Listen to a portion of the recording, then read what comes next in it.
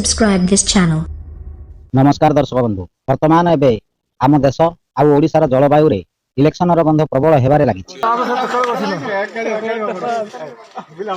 मुई भी volleyball खेलतो are हम के पैसा दबार नै रे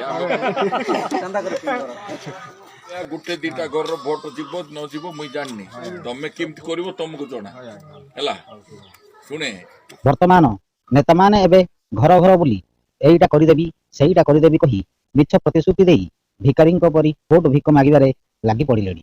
सत्ता पाइबा पई सेमाने किछि भी करि परिबे। टंका पैसा मद मांस आदिर प्रलोभन देखाई गोटिए दिन भिक मागी 5 वर्ष पई भिकारी करिबाकू पछैबे नाही। कोनोसी नेता किंबा दलाल टाउटरଙ୍କ कथारे पड़ी 50 टंकार मद 500 टंका धरी निजर स्वाभिमान स्वाधीनता आ मानविकता को नीलाम करंतु नाही।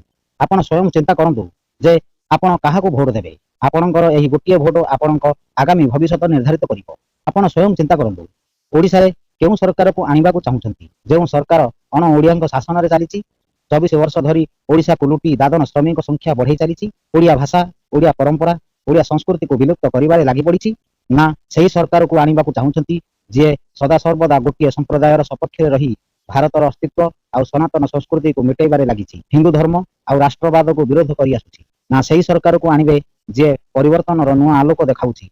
सबका साथ सबका विकास रो नारा देउची। सनातन संस्कृति को साथी रे धरी चलुची।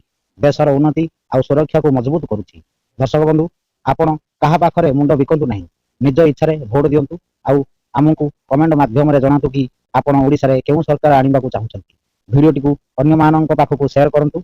वंदे मातरम वंदे उत्कल जननी।